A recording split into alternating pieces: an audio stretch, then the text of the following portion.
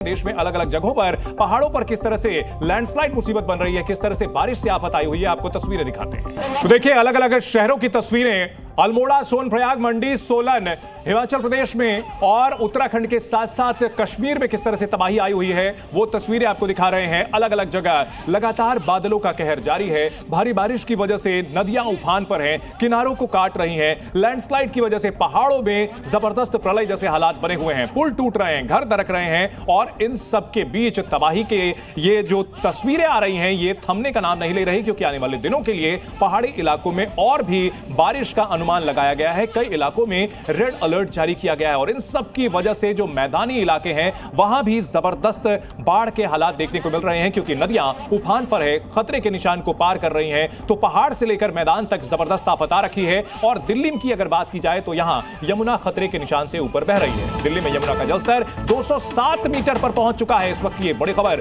खतरे का निशान 205.33 मीटर है और यमुना नदी 207 मीटर पर पहुंच चुकी है। और ऐसे में अंदाजा लगाया जा रहा है, अंदेशा जताया जा रहा है कि 2023 में जैसी भयावह बाढ़ आई थी दिल्ली में, वैसी ही तस्वीरें इस बार भी देखने को मिल सकती हैं, क्योंकि नदी लगातार बढ़ती जा रही है। हथनीकुंड बैराज से छोड़ा गया पानी वो जैसे जैसे यमुना में पहुंच रहा है वैसे वैसे दिल्ली में तबाही आ रही है।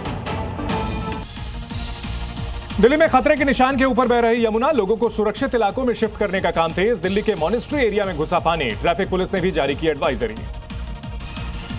पंजाब में बाढ़ बारिश ने मचाई भारी तबाही, भगवंत मान सरकार आपदा प्रभावित राज्य घोषित कर चुकी है पंजाब को। राज्य के सभी 23 जिले बाढ़ से बुरी तरह प्रभावित, जनजीवन बेहाल।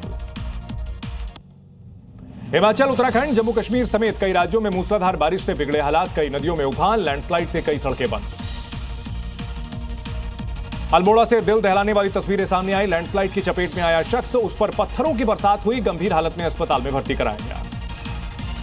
टैक्स स्लैब में बड़े बदलाव की तैयारी, वित्त मंत्री निर्मला सीतारमण की अध्यक्षता में 2 दिन की जीएसटी काउंसिल की बैठक जारी। 12% और 18% स्लैब किया जा सकता है खत्म।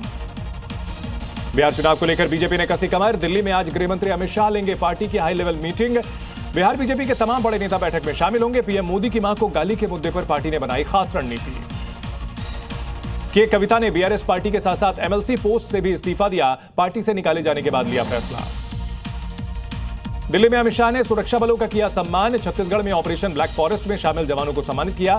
सीएम विष्णुदेव साय और deputy chief minister Vijay Sharma भी मौजूद रहे।